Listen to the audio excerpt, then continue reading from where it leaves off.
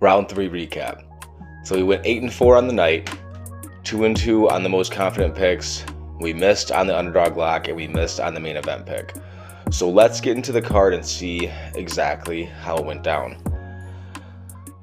Full disclosure, I was at work for the prelims, so I'm going to just kind of zip through the prelim result. To start the card off, Luke Fernandez versus Rodolfo Bellato. Bellato gets the upset victory. Next, we have Dr. Nurganjai versus Rafael Tobias. Nurganjai gets the win there and gives Tobias his second loss. Sumandarji versus Jesus Aguilar. Sumandarji gets the win there. And then moving on up the card, Cody Durden versus Turman Bekal. And Turman Bekal gets the win there. Alberto Montez versus Ricky Turcos. Alberto Montez gets the win there. Dante Johnson versus Cody Brundage. That was one of our most confident picks that actually did hit. Dante Johnson gets the win there in a fight that, from what I was listening to, was much closer than it should have been. Cody Garbrandt versus Zhao Long in a fight that I was listening along with that was riddled with fouls. So Cody Garbrandt gets the win over Zhao Long. And then moving on to the main card, this was one of our most confident and our underdog lock of the week. Don't know if we're going to do that again in the future. Bruno Ferreira loses by knockout off of the first punch thrown by RoboCop. And I mean, it was something to see. And full disclosure, I am a huge RoboCop fan. And this was one that I was kind of just trying to go against my heart and just go with what I thought the narrative was, which was RoboCop was going to be a little bit tentative. He was going to have ghosts from that last fight. And that's kind of what we were seeing at the start of the fight. I mean, I don't think any punches were thrown for the first minute and a half by either man. So they were both very, very cautious of each other's power. And I feel RoboCop was having some flashbacks of that knockout loss in the previous fight, and he didn't want to dive in like he usually does. RoboCop usually comes out much more aggressive than he did in this fight, but he was much more measured and just took his time and found that kill shot. So hats off to RoboCop. It's an awesome win, and I want to say there was less than 5 strikes thrown in this fight. So I don't feel terrible about that miss because I am a fan of RoboCop, but that is our first underdog lock miss. So we are 1-2 on round 3 in underdog locks. Moving on up, Drew Dober versus Michael Johnson. We have Drew Dober in this one. This is a fight where Michael Johnson came out really good in the first round, was looking really fast, and to me it was looking like he was kind of going to cruise and just touch and move and kind of dictate wherever the fight was going to go. But it didn't turn out that way. Dober, he came into the second round, he closed that distance, and he found a beautiful left-hand shot that put Michael Johnson completely out. I mean, Michael Johnson almost went to the fetal position. So, awesome win. Hats off to Drew Dober. Rob Font versus Raul Rosas Jr. And I will say, maybe I just don't know details, but I'm just very confused on why Raul Rosas Jr. was not on the Mexico City card. I don't understand that at all. But he gets the win over Rob Font in a pretty one-sided affair. Rob Font's he's just getting too up there. He's just slowing down too much. I mean, his punch speed looks significantly slower in this fight versus his last fight. And I don't know if that's age, training, or just a little bit of the fatigue from the grappling exchanges that he had with Rosas. I don't really know what to say about Rob. I don't know where he goes from here. He's probably going to drop out of the top 15. I would like to see Rosas get tested against someone in the top 10. That's what I would like to see. So, hats off to Rosas. Lots of control, not a ton of damage, but I mean he dominated a veteran in the sport at 21 years old. So that's nothing that you can ignore. So moving on. Kyle Barajo versus Rainer de Ritter.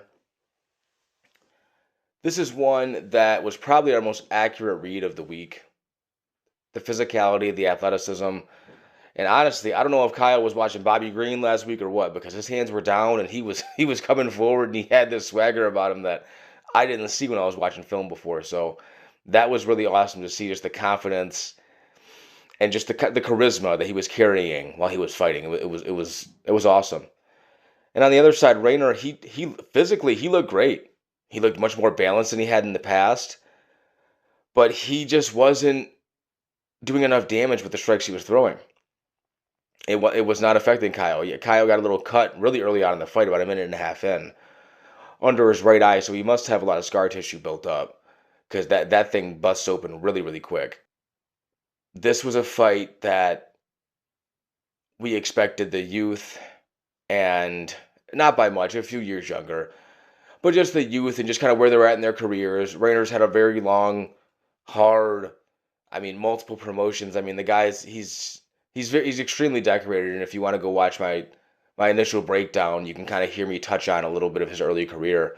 He's been through a lot, and you can kind of tell when he fights. He's just a guy who's worn a lot of damage, who's been through a lot of wars, and like I said at the end of the last breakdown, talking about him, I think this is you're going to start kind of seeing the decline of Rayner. I think this was his last hurrah. He worked extremely hard to get himself to this point. Numerous reports coming out of him speaking on how emotionally he was at the end of training sessions because of how happy he was with the result of them. That's someone, in my opinion, who's just a little bit towards the end and just happy that he's still here and happy that he's still competing at a high level. So I don't know where Rayner goes from here. I have to take a look at the rankings and see. But it's an awesome win for Kyle Barajo, and he called out Dricus at the end of the fight, and I would love to see that fight. So, on to the main event. Max Holloway, Charles Oliveira. Charles Oliveira did what Charles Oliveira does, which is grappling control. If you're upset about the result of this fight and if you're upset about how this fight went down, I feel you're more upset about the result and not really what happened during. You're upset that you were pulling for Max, you had money on Max, and that he lost. Not so much that Charles just quote-unquote laid on him for the entire time, because he was busting him up with a lot of ground and pound. It was not just lay and pray. And Charles won just about every other exchange on the feet as well. He beat Max everywhere in this fight. I don't think Max trained properly for this fight. I think that's what it showed. If you look at someone like Sean Strickland a few weeks ago versus someone like Max today, those are two people who knew they were going into matchups with heavy grapplers.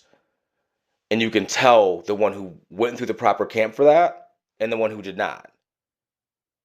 Max's striking is so good, he doesn't have to train striking at all. He should have had a pure grappling camp. And he didn't. He didn't. Max could go and just train striking for 20, 30 minutes out of his sessions and do the rest grappling. That's all he needed to do this camp, but he did not.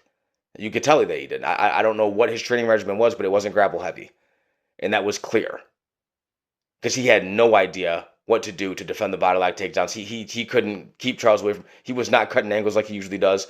That was not a good version of Max. That was not the version of Max that I was expecting to seeing. That was a sad showing from a former champion. So hats off to Charles. You can't get mad at someone for going to the well. For something that they're known for, which is the grappling. I don't care about BMF or this, that, or the third. It doesn't matter. If you're in that kind of a fight and you know the kind of opponents you're going against, you got to prepare for it properly, and Max did not. So hats off to Charles Oliveira, the new BMF champ. Unfortunately, we got more grappling than expected. Sometimes at a high level, that's how you have to fight to get these wins, and that's what Charles did. So, that's it. Round 3 was 8-4 overall in the week. 2-2 on the most confident picks. We swung and missed on our underdog lock with Bruno Hawk Ferreira. Hats off to RoboCop. That was a great performance. A great punch, I should say. And then we're going to roll right into next week. Okay, so we'll see you next week then in round 3.